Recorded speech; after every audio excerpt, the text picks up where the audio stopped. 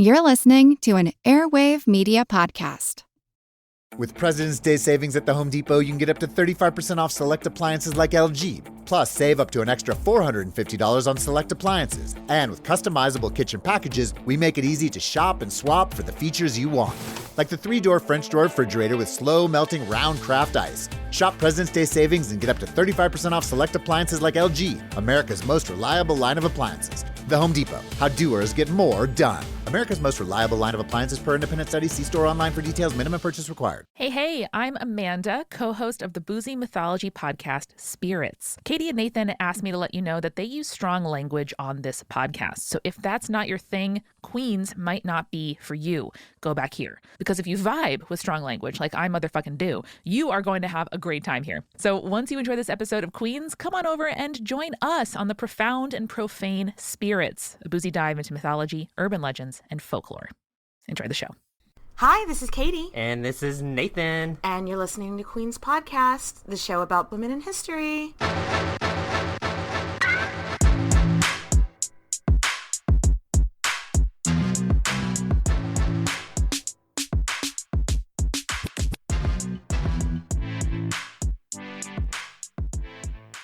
Okay, hi Nathan. Hey Katie, how have you been this weekend? Oh, I've been just fine. The sun is out in Austin today, so love that for us. Nathan, let's go ahead and get back into the story of Livia Drusilla. Yeah, but before we get started, no, this is a part 2, and yes. Part 1 is very important and very long, and we don't have a whole lot of time to do a recap of part 1. You're right. So if you're just joining us now and you're familiar with the story or not familiar with the story, if you're not, then go back and listen. So yeah, let's get into it. That being said, Livia Drusilla has just caused a scandal by divorcing her first husband and marrying her second husband, Octavian, just a few days after giving birth to a kid with her first husband, which was a scandal. Uh-huh. And we left her while she's trying to figure out, okay, how do I craft this perfect public image? We called it Octavian in the streets, Cleopatra in the sheets. Goals. Now, remember that there are basically 2 guys running Rome at the moment. One is Octavian and one is Mark Antony. Well, Mark Antony had left Rome to go be with Cleopatra in the sheets. And at home, Octavian is using Cleopatra as this integral part of a Mark Antony smear campaign. Right. We heard that story in Cleopatra. She bewitched him. It's unnatural for a woman to want power and be that powerful. Because ancient Rome was sexist as fuck. Super sexist. Yes.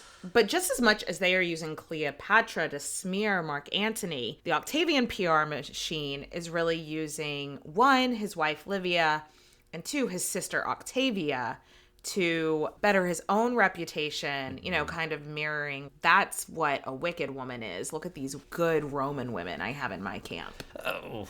Anyway, we talked about how in the first episode, Livia went through this de-yassification process to appear more pious. She adopted a much more simple style. She quit wearing jewelry, quit being so bougie. Octavian is really, really playing that up, but on a wider scale and making sure that everyone can see it. So how do you do that in ancient Rome? They don't have TV. They don't have the internet. So he puts his wife and his sister on coins, which is historically known as a big fucking deal. Because the women just weren't that public figures like that. And so not a lot of women appear on coinage at this time or before. So now, why is that such a big fucking deal? Well, the reaches of Rome were far and wide, all across Europe and North Africa. So while people in Rome can get the gossip on everyone, people outside of Rome aren't going to know who these people are. So you put them on the money. Yeah, and everyone uses money. So when you put them on the money, it's gonna make people in other regions be like, well, who the is that? Like, Who's that I've chick? never seen that chick anywhere. And then they're like, oh, let us tell you about the story of Octavian's wife. She's modest, she's domestic, she's the total opposite of that dumb whore Cleopatra. Yes. So, yeah, so there's that. There's the women on the money, which is a big fucking deal. He also gave his wife and sister something called sacrosanicity. Oh, okay. You're gonna have to run that one by me again. Sacrosanicity. I think I'm Okay. saying that right. Sacrosanicity. I'm not drinking today. If I had been a couple of mimosas in, sacrosanicity. No. So it basically means they're sacred. They're sacred, which means it was illegal to talk shit on them. Oh. Like, you could actually get fined or go to jail if you're in public. So freedom of speech is not. Nope. Not a thing. Not a thing. So yeah, if somebody is just out in the streets being like, Livia, you ignorant slut, straight to jail. Yeah. Oh, okay. Oh. Okay. Now, in the first 8 years or so of their marriage, there's not a whole lot happening. So we're going to just skip ahead a little bit. Skip a little bit. Yep. That's the skipping music. That's the now. skipping noise. But first, let's give a little bit of insight into Livia's home life before jumping too far ahead.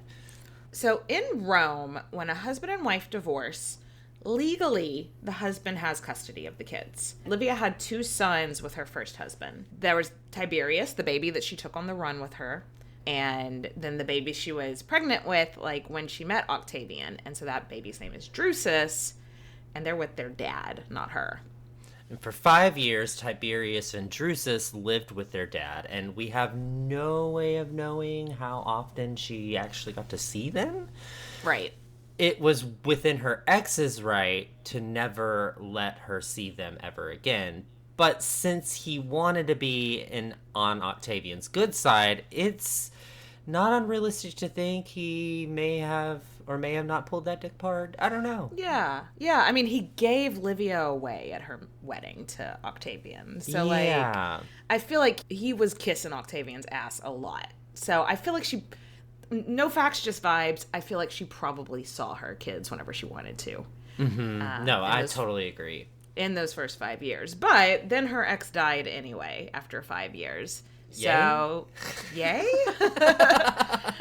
That's when Tiberius, who was about 8, and Drusus was about 5, and they moved in with Livia and Octavian from there.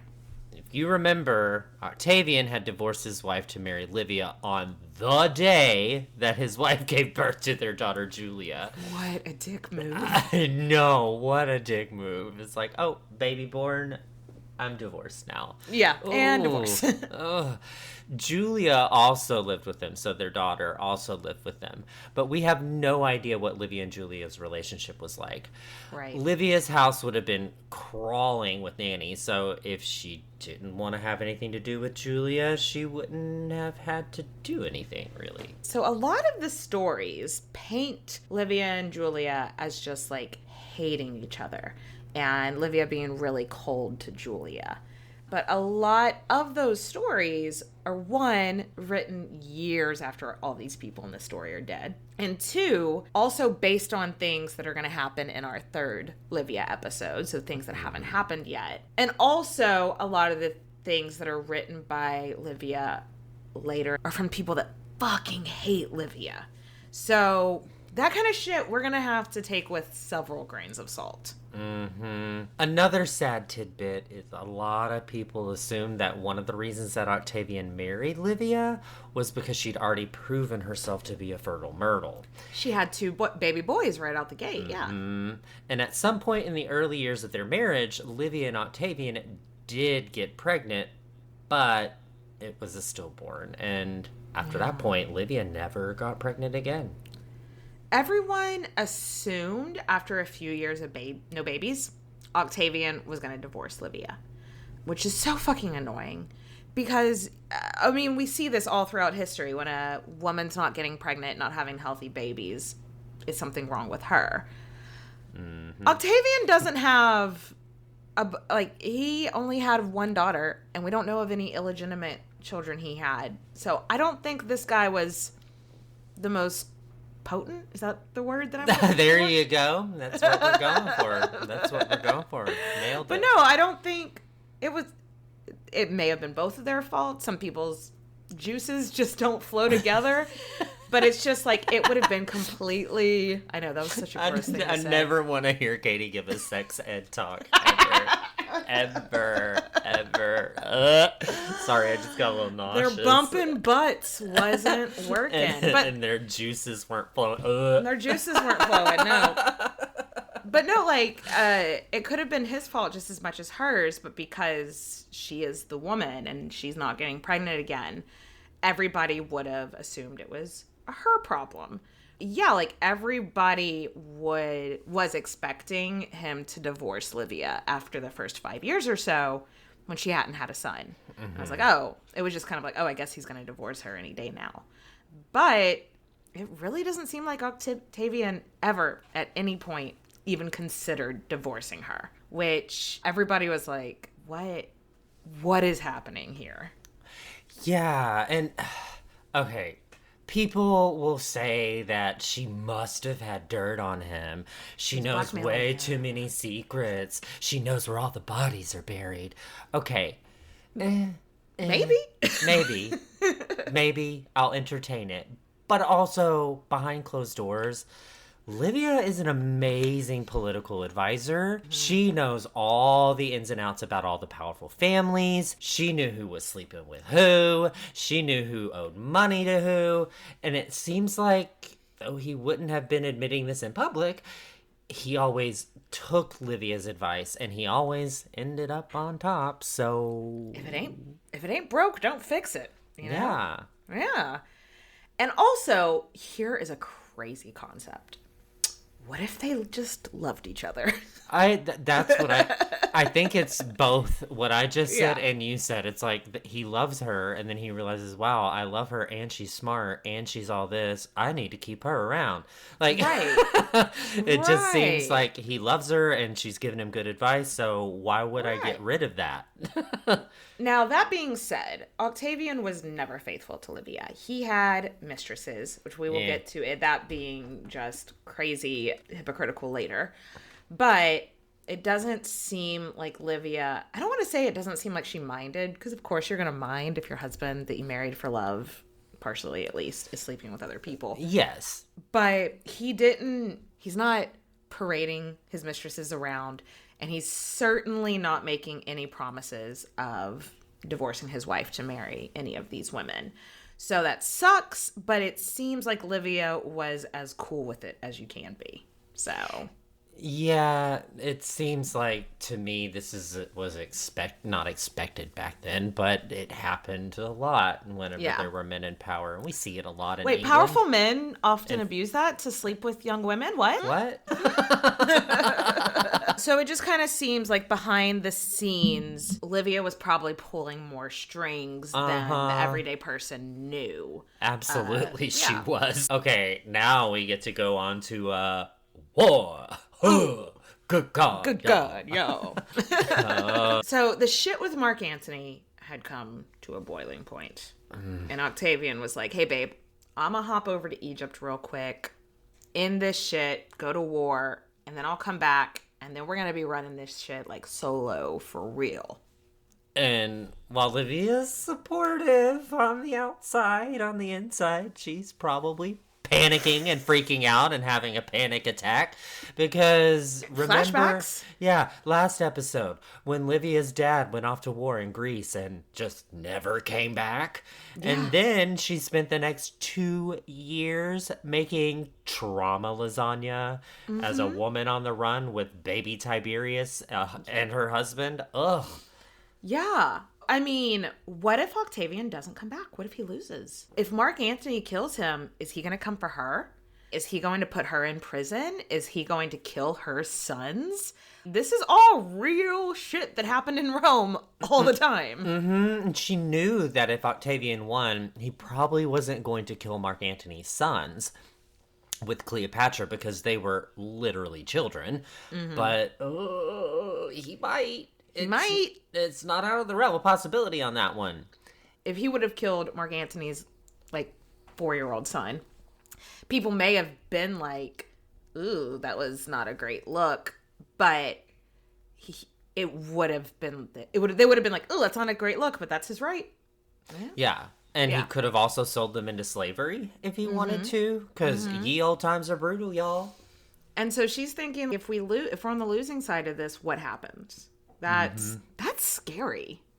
Yeah, not fun. Yeah, not fun. But though we hate this for Cleopatra, we love it for Livia. In 30 BC, Octavian returns. Mark Antony is dead, and there is only one guy in charge now, which means Livia and Octavian can start really being that power couple they were always meant to be. Okay, so let's top off our drinks, and then we'll get into the rest of her story after a quick break. We are queens, so of course we love the finer things in life. But you know what I don't love? Not always being able to afford it. So that's why I love Quince. When I first discovered Quince, I got this gorgeous faux fur blanket. I could not believe the quality for the price. I called up my mom and I was like, oh my gosh, Mom, this website has so much amazing stuff. And she was literally like, Katie, have you been living under a rock? Of course I know about Quince. All right, Mom. All right, judgy a little bit. But then she was telling me about how she redecorated the guest room and she got these beautiful European linen sheets at a fraction of the cost from quince.com. And she was even looking at some suitcases. And I was like, well, Mom, clutch those pearls because I got a deal for you. The reason that Quince is able to offer things like bedding and clothes and jewelry at 50 to 80% off compared to similar brands is because they partner with top factories and cut out the cost of a middleman that then passes the savings on to us. And for a bonus, like you needed even better news about Quince, they only work with factories that use safe, ethical, and responsible manufacturing practices, which I love. Okay, so this is for my mom, but it is for y'all too. Hey Mom, before you go and buy that suitcase, I got this promo code for you. So who's the favorite kid now? Give yourself the luxury you deserve with Quince. Go to quince.com/queenspod for free shipping on your orders and 365-day returns. That is QUINCE.com/queenspod to get free shipping and 365-day returns. Quince.com/queenspod. Cheers! We're so done with New Year, New You. This year, it's more you on Bumble. More of you shamelessly sending playlists, especially that one filled with show tunes. More of you finding Geminis because you know you always like them. More of you dating with intention because you know what you want. And you know what? We love that for you. Someone else will too. Be more you this year and find them on Bumble.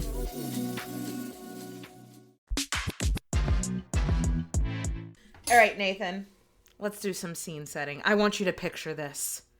It is ancient Rome. The year is 29 BC. A powerful man and his family approach this place called the Temple of Janus. The gates of the temple are hugely symbolic.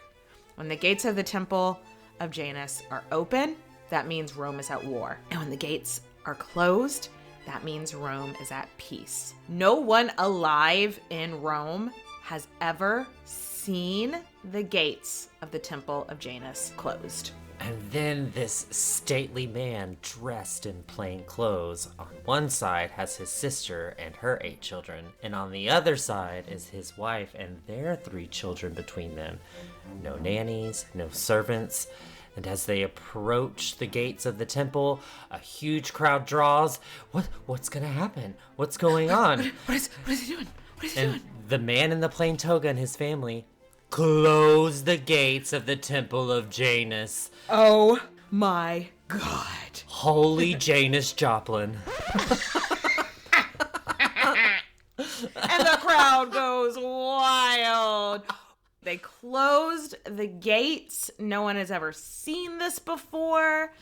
Oh my God. And who is this fucking hero that is bringing Rome to finally be at peace?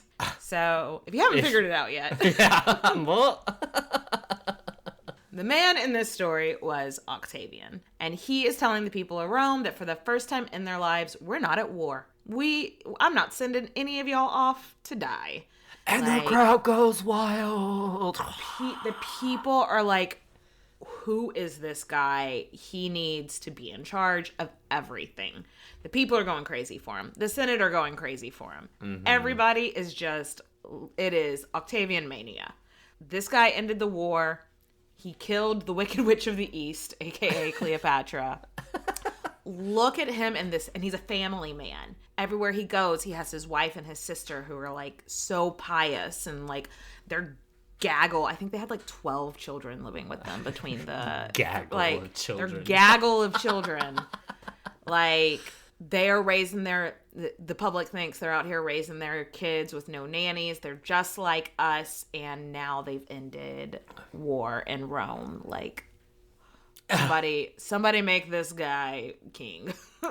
Obvious strategy on Octavian's part. And a couple years later, Senate makes him an offer he can't refuse. He kind of does. They ask him if he wants to be emperor. Remember, at this time in history, we're kind of like on the cusp, but beforehand, it's been the Roman Republic. And it's been the Roman Republic, meaning like a democracy, for the last however many hundred years. This is when it stops being the Republic and being an empire. Not officially, because at first Octavian is like, no, emperor? We do democracy. We are Rome. I'm not going to be emperor. We can't have an emperor. Which is a little bit like, the lady doth protest too much. You know, like, yeah. You just put on this big scene. Yes. And so he's like, I'm not going to be emperor. They call him the first citizen. Supposedly saying that he wants to be the first amongst equals. He's like, all right. But like, if we're putting labels on things, I'll be the first citizen. And the first citizen has, unchecked power for the rest of their life. And but not emperor. Yeah, not emperor. Totally not emperor. First citizen. And what does the first citizen do? Whatever the fuck he wants. Yeah, and everyone looks around and is like, yeah, that sounds great. But first citizen, fuck yeah. If we can't call you emperor, can we just call you Augustus? Which means majestic and favored by the gods. And then Octavian, of course, flips his hair if he had any. And it's like, if you insist. If you insist. Which is where we get the name of the month of August. So we're going to do something we don't usually do in Queen's podcast storytelling, because we have a lot of people that their names change throughout their life with their status, but we just call them one thing. We're gonna switch it up now. He's not Octavian anymore. He is Augustus in this story now. Yeah, it makes it easier because there's Octavia, there's Octavian, and the Octavia. Yes. So he is now going to be Augustus. And though he doesn't call himself emperor, and Livia would have never been given the title of empress, like I was saying, this marks the end of the Roman Republic. We are now in the Roman Empire, which is going to last for another 500 years, which Livia is, from a historical lens, widely considered the first empress of the Roman Empire. Like we said, Livia in her life was never called empress. That title really didn't exist for a woman in Rome. No title besides wife or daughter really existed, but she is for all purposes the queen now because she is such a heavy advisor to him. So how did her life change? To the everyday person, it didn't really. The family had always lived in this modest villa on a place called the Palatine Hill in like a fairly modest house. Octavia and her gaggle of children live next door, and everyone expected them to like move into a palace, but they stayed put. Everyone expected the whole family to start dressing and dripping in jewels at La Guanza. Of course. Being over the top, but hard pass. Unless it was a holiday or something. Augustus always wore very simple clothes made for him by his wife or daughter. And remember, it was said that Livia could weave like a motherfucker, so she probably could make some clothes. Yeah. It was like the status symbol. And of course, like if you're invited to a party over at Augustus's house, surely everyone would expect to see the house just crawling with servants, or let's be realistic, enslaved people, cooking their meals, chasing around their children. But if you came over to one of their modest parties, which was a big part of Roman culture, you are going to be served a dinner that Livia cooked herself with vegetables from the garden that Livia grows herself. She's like Martha Stewart over here. Yes. What? A down-to-earth and modest little first family we have. Too bad it's a publicity stunt. Do you think Livia is actually out there weaving togas and growing zucchinis? No, like... Yeah, all the servants and enslaved people are doing that. Yeah, no, Livia was not doing all of that shit, but the public thought she was, and that was very much by design. Yeah, so they'd have all the servants and enslaved people getting the house ready for a big party, and then when the guests started to arrive, they had to, like, get the fuck out. Like, to look like Livia did it all herself. Oh, gosh. She's like, shh, go, hide. Go. And yes, they stayed in their modest house, but what a lot of people aren't seeing is that they have a whole bunch of other houses all over the empire.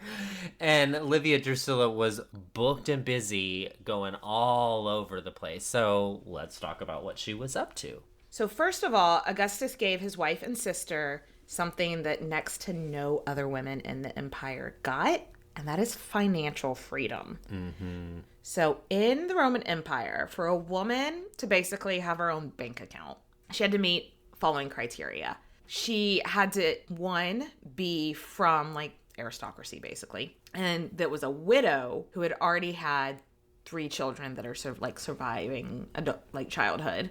So if you are a wealthy widow and you have 3 kids already and your husband dies, then you can inherit his property. I need a whiteboard right now.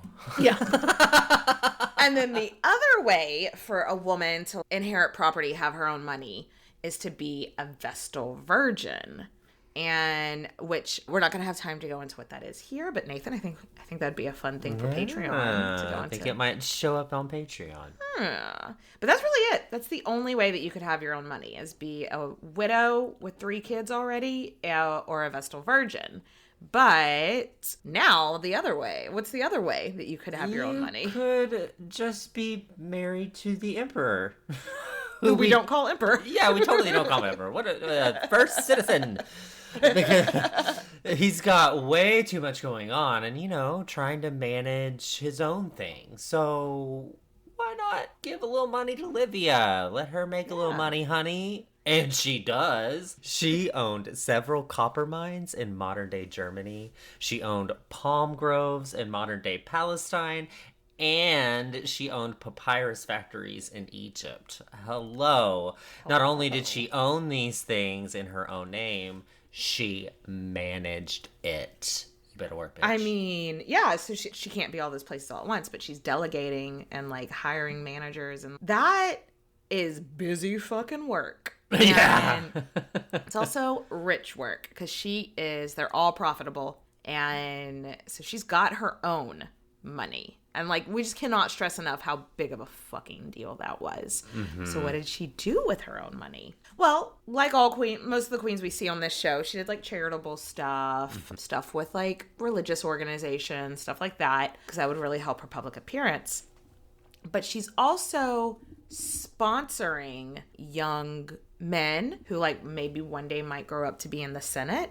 Like, she might take on a protege, and if you're get on Livia's good side, she might take in your son, make sure he gets the best tutors, make sure he gets the best connections, and just back him so maybe one day he can get into the Senate and be super powerful. And it's like, yeah, if you play your cards right, Livia might pay for your son's education. Wow. And bribe his way into the Senate. Okay. So that is sneaky, but that's smart, because then the next generation of senators know that they owe her, Yeah, she's a big fucking deal, making money moves left, right, center, but playing the domestic goddess to the public, pretending to be this other thing, which brings us to the one place in the world where Livia was allowed to be ambitious.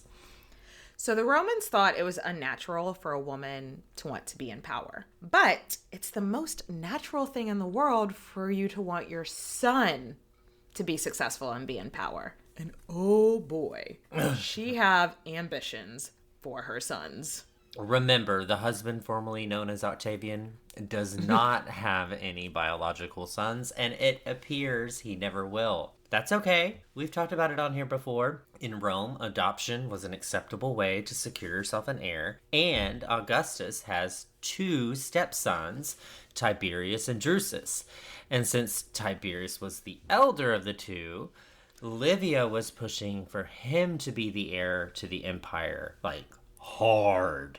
But Augustus never adopted either of her sons, and it doesn't really seem like he wanted a relationship with them, especially not Tiberius. Tiberius didn't just have what did the youth say? The Riz? He was Rizless. Rizless. This baby was Rizless, yeah. He was bookish, he's a bit awkward, and Augustus just didn't see himself, they didn't vibe. Look at me. Yeah. I used Riz and vibe in one Look at you. I kept thinking of, you know how in King of the Hill, sometimes when Hank talks about his son Bobby, and he's like, that boy ain't right. I'm just imagining Augustus watching little Tiberius just be a bit of a dweeb and just be like, ugh. That boy ain't right. And spoiler alert, he wasn't. But I wonder if anybody else has ever used Hank Hill to discuss the founder of the Roman Empire. Maybe, probably not. Probably not. But there was a contender to someone to be an heir who Augustus had a much more easy relationship with, and that was his sister Octavia. She had a son named Marcellus, and Augustus and Marcellus, they vibed. They were really close. They definitely vibed.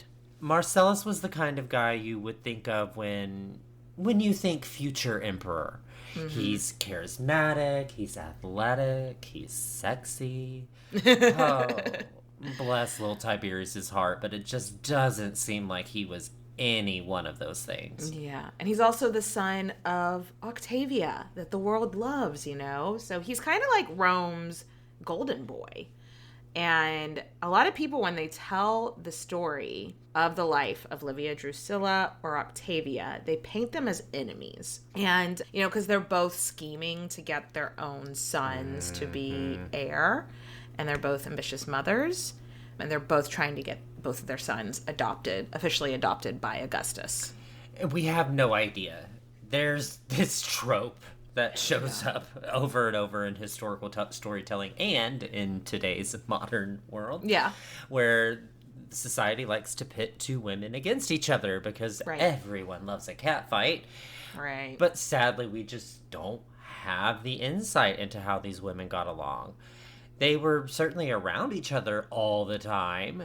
They lived in the same villa. You know, there's every possibility that they could have been friends. That being said, it could also be the exact opposite, that they were really not friends. Yeah, we just don't know. Because, yeah, they were kind of forced together. Like, it's not like they had a relationship outside of Augustus. So, yeah, who knows? But what's for certain is that Augustus never adopted either of their sons. However, it was obvious that Marcellus was the one to him. The favorite. So he, instead of adopting him, he married Marcellus to his only daughter, Julia. Yes, they were first cousins. But as we have said on Queen's podcast before, if you're not fucking your cousins, are you even royalty? Nope. That's a hard nope. Nope. Livia had probably been hoping that Julia would have been married to Tiberius. Yes, they're step-siblings, and they'd been raised together their entire lives, but is that any worse than first cousins? Right. But instead, Tiberius was married to a woman named Vespania, who was like lower in the rankings. So Livia would have seen this as like a direct sign of like, well, no, obviously since Marcellus is marrying my daughter and Tiberius is marrying just this rando, like obviously I'm putting Marcellus in, you know, to be my backfill, basically. He just didn't see a future where Tiberius was running the show. And if you're buying into the narrative that Livia was an aggressively ambitious mother, this would have really pissed her off. Yeah. Did Tiberius want to be emperor? It doesn't appear so. It really doesn't appear that he wanted to be emperor. At least not at first. No. Did Tiberius want to marry Julia? Absolutely not. They did not like each other. They were not well suited. Julia was very like outgoing and very center of attention. And Tiberius was not riskless, you know, just none of those things. And hey, Tiberius actually got lucky here. He fell in love with the woman that his stepdad arranged for him to marry. So, it happens. Lucky, yeah. But if you believe the sources that are starting to kind of turn on this perfect first lady of the empire, Livia was starting to grow a little bit more scheming, a little bit meaner, a little bit more wicked, the more that Augustus drifted away from putting her sons in line for the succession. And it would be just a matter of time before all of the sources paint her as just full-blown evil. Oh, let's take a quick break, and we'll tell you all about that. You're going to need a full drink for this. You're going to need a drink for this one, yeah.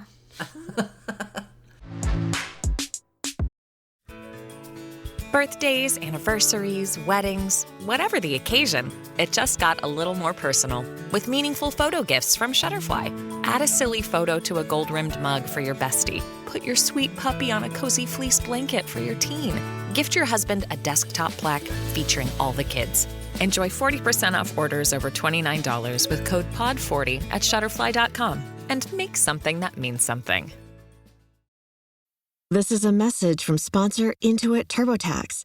Taxes was getting frustrated by your forms. Now, Taxes is uploading your forms with a snap, and a TurboTax expert will do your taxes for you. One who's backed by the latest tech, which cross-checks millions of data points for absolute accuracy, all of which makes it easy for you to get the most money back, guaranteed. Get an expert now at TurboTax.com. Only available with TurboTax Live Full Service. See guaranteed details at TurboTax.com/guarantees. And we're back. Yes. The year is 23 BCE. Augustus has been not officially emperor, but actually emperor for 4 years now. Livia would have been like 36 or so, and then at that point, a devastating fever sweeps through Rome. Mm-hmm. Something we haven't touched on is that Augustus had never been the picture of health. He obviously... his juices weren't flowing correctly. He had always suffered headaches and other ailments, so he was at risk anytime there was some sort of bug going around. Right, and oh shit, this fever sweeping through town, it gets Augustus. He gets sick. People think that, like it's assumed that he's gonna die. He doesn't have a son. He hasn't officially appointed an heir or adopted anyone. Yeah, what the fuck is the empire gonna do if he dies? What the fuck is Livia gonna do if he dies? Oh, and Livia stays by his bedside day and night. And everyone assumed he was gonna die, and it was this whole thing. All the movers and shakers are freaking the fuck out, but he ends up getting better, thank God. Yeah, but sadly... So his nephew/son-in-law, Marcellus, was not so lucky. At only 19, Octavia's only son, Marcellus, caught that fever and died, allegedly. Octavia was crushed, obviously. Of course she would be. But her grief was really next level. She secluded herself and really never returned to public life after that. Yeah. Which really just amplified the view of her being this perfect Roman woman and mother. But this affected Livia too for a couple of reasons. Again, we don't know the personal relationship between these two women. Were they friends? Who knows? But for the last 15 years or so, they have been publicly almost viewed as one entity, one, they're always together, they're always compared to each other. But now, since Octavia is really stepping away from public life, that's going to kind of give Livia more visibility. But the bigger effect this had on her was the first whispers of her being a cold-hearted bitch. So Marcellus had been very loved by everyone, and Augustus was crushed, and Octavia was basically on suicide watch. By comparison, people were like, okay, do y'all notice this? Livia doesn't really seem that worked up about this at all. Yeah. And then that's when the rumors started around, hey, who benefits from the death of Marcellus? Who would that Is be? it Tiberius? Well, no, because Tiberius kind of doesn't seem to care about being emperor. But his mother sure fucking cares about him being emperor. In fact, she's kind of obsessed with him being emperor one day. And now, his main competition, who was healthy as a horse just the other day, is now dead. So people start to be like, did Livia have Marcellus killed? In reality, the answer is probably no.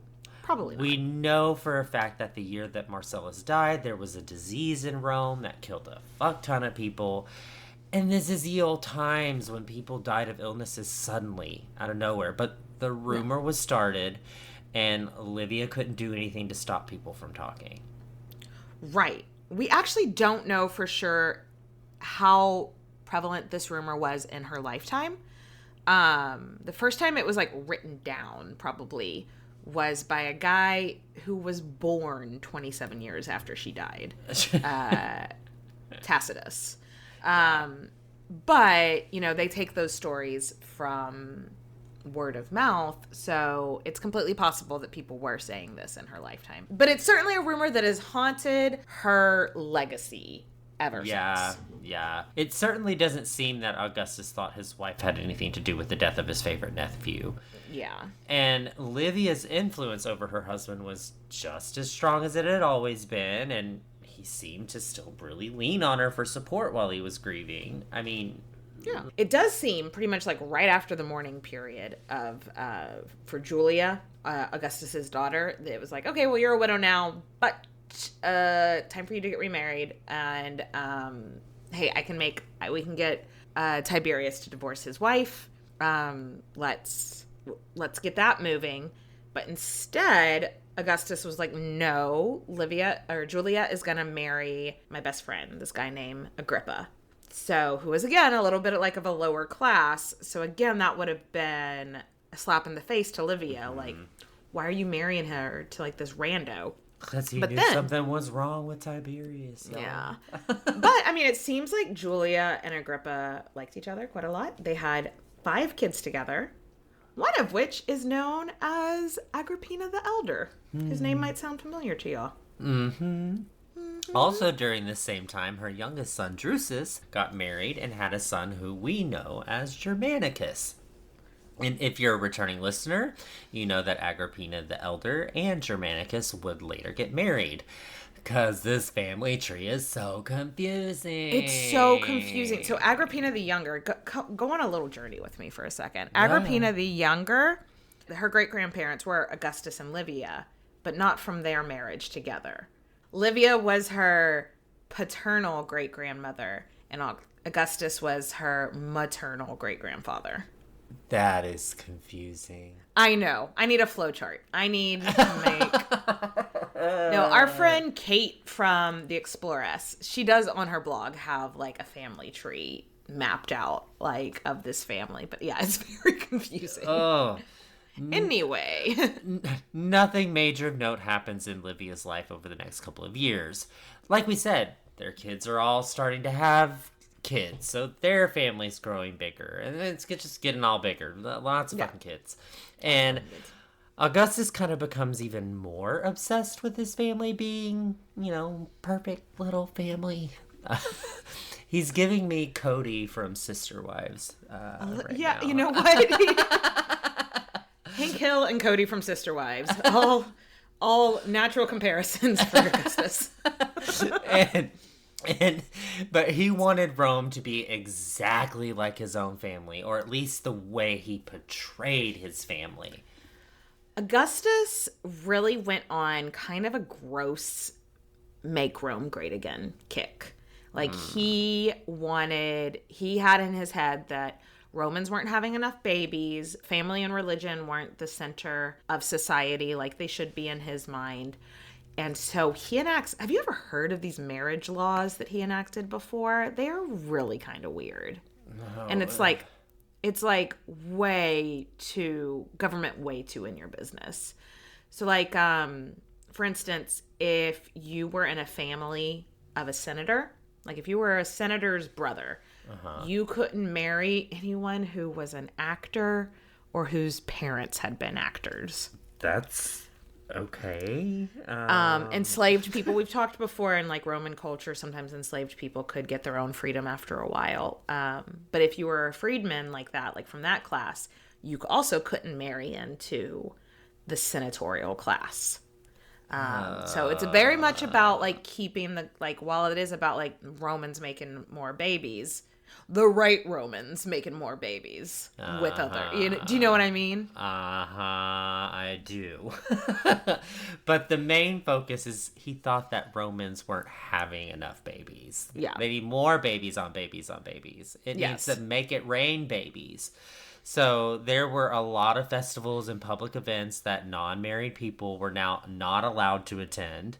Right. Or if there are two senators that are of equal standing, the one with more kids is considered more senior than the one with less kids. Could you imagine the HR violations today? Well, I have more kids than him, so I'm his boss. Yeah. What? You could age out of these rules. For instance, if you were a woman between the ages of like 15 and 50, you had to basically be married. Once you were 50, you could kind of age out. And then for men, I think it was 20 to 60. But while you're in, that big chunk of your life, if you are not married, it was like social suicide. And it could hurt your career and it could hurt your money. And it's just weird. I mean, it kind of continued for a while. Yeah. We did have you think of political and social parties like that, and if you're not married, you're kind of like the odd man out, in have old we ever society. Had a president that wasn't married? Married, yeah. That's kind of still the same thing. Yeah. Anyway, and then, of course, there were now laws about infidelity. And if you've ever listened to Queen's podcast, you will know that those laws were harsher on women than men. Surprise, surprise.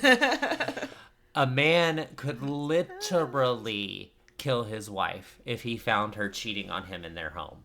Whereas the harshest punishment for a man was that he'd get exiled if he was caught sleeping with a married woman. But only with a married woman. Like with if a married woman. If he is married and he's sleeping with a non-married woman, LOL, you maybe shouldn't do that, but whatever. But it was if he got caught sleeping with a married woman. So it's all about the women being the property of the men, basically. It's disgusting. I know. So now, how did Livia feel about all of these new wackadoodle laws? In public, she obviously would have been supportive, but I have to imagine that behind closed doors, this probably stung a little bit. Because, Augustus is out here telling everyone the more babies you make, the better Roman you are. And I mean, adoption was still very important to the society, but biological children are now the big preference. And I'm saying this probably stung because they didn't have kids together. Yeah. Despite years of trying, obviously people were probably saying this behind closed doors, being like, he wants everybody to have kids, but his wife can't have kids. Like, what? Yeah. Like, do you get what I'm saying? How, like, that would have really stung her? She didn't say it. I'm assuming she had to be like, dick move, dude. Like, what the fuck? Yeah. And at this point, Augustus, like, still hasn't been adopted. Like, he hasn't adopted her son Tiberius either. Right. And in fact, Augustus has formed a real attachment to his 2 grandsons. And in 17 BC, he formally adopts his grandson, Gaius and Lucius, to which we have to assume Livia lost her marbles. She's mind. Like, the fuck, dude? Because they're like children. You know, they're like 10 or something. And she's just like, I have an adult son over here that could be your actual heir, but you want to adopt these children. Like, I think she's just like, what is your hang up on biological relation here? Like, what the fuck? Like, yeah. So, but hey, our girl is not one. Wasn't she an Aquarius? Like, she is not one to be wearing her heart on her sleeve. She would have taken this all in stride. It's totally possible she was super upset. But in public, she would have smiled and been like, whatever you say, honey. But she knows that if she wants to keep influence, she needs to always stay on her husband's good side. So yeah, she would have been like, whatever you say, babe. And when she's on his good side, she can make shit happen. Exactly. So for now, our girl's just going to bide her time because on top of all of that, hey, it's ancient Rome. And sometimes these people's lifespans are just really short. Maybe that's a good place to leave her for this episode. Ooh, whoa. Her villain origin story. Oh, here it comes. Part 3's coming up. All right. We'll catch you later, bitches. All right. Bye. Cheers. Yeah, Film Vault. We are one of the original film podcasts. That can't be true. There was like 2 other film podcasts when we began, Brian. How long have we doing this show? You and I first sat down and did a version of the show over 20 years ago. My God. 2 episodes each week. One, we review movies, and the first episode, and the second one, different top 5 every week. Movies that made you cry. Worst movie accents. Most disturbing movies. All right, the Film Vault, check it out. Wherever you find podcasts. That's right, the Film Vault, going on 20 plus years.